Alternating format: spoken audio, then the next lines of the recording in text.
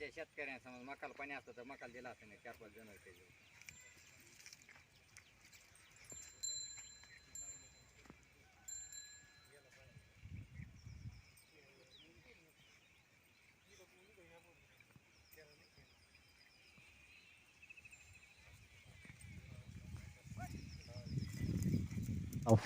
नाव सकाराम श्रीधर आहेर, राहणार कुठले तुम्ही? खळेगाव. बरं, हे ऊस तुमचाच आहे का आता? स्वतःच आहे. किती एकर आहे ऊस हे? 2.5 एकर आहे. पाणी वगैरे काय? आता याला पाणीच नाही शिमग्यापासून. आता समजा आता ऊस मोडणार तुम्ही आता, हे हा लगेच मोडणार रोटा घालून. किती एकर शेती तुम्हाला? 3.5 एकर. बाकीच्या एकरमध्ये काय केलं? 1 एकर सोयाबीन पेरले होतं. आहे का सोयाबीन चांगलं? ते बी रोटा आणला.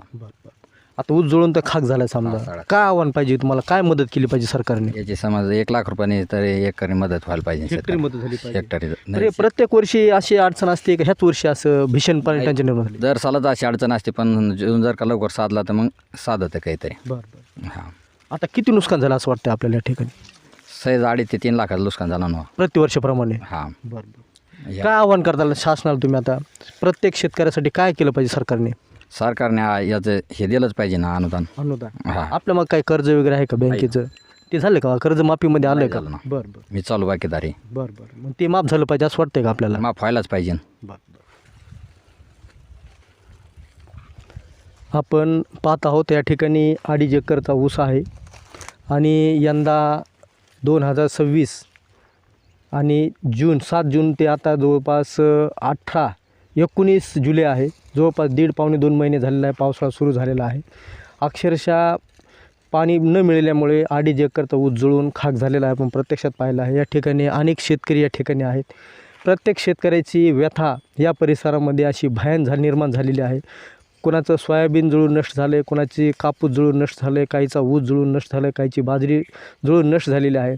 आपण आज या परिसरामध्ये आहोत खळेगावच्या. आपण जाणून घेण्यासाठी या ठिकाणी उपस्थित आहोत. काय शेतकऱ्याचं नुकसान झालं आहे, किती रुपयाचं नुकसान झालेलं आहे आणि सरकारने त्यांना काय मदत केली पाहिजे, हेक्टरी कशाप्रकारे त्यांना मदत केली पाहिजे.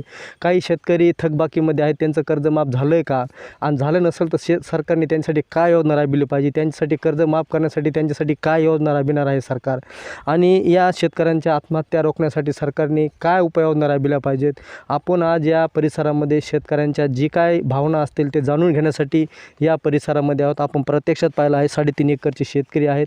1 एकरमध्ये सोयाबीन आहे, सोयाबीनसुद्धा नष्ट झालेलं आहे, आणि 2.5 एकरचा ऊस आहे, ते ऊस देखील नष्ट झालेला आहे.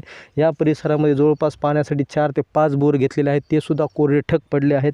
काही शेतकऱ्यांनी पाणी असल्यामुळे ठिबकद्वारे या ठिकाणी कापसाची लागवड केली होती, मात्र पाणीच गायब झाल्यामुळे या ठिकाणची ठिबकसुद्धा आता बंद पडलेला आहे, आणि शेतकऱ्यांच्या कापसा, बाजरी, ऊस, सोयाबीन जवळपास 90% तर नाही पण 100% तर नष्ट झाले जमा आहे. आपण बघूयात काय शेतकऱ्यांच्या भावना आहेत ते जाणून घेणार आहोत.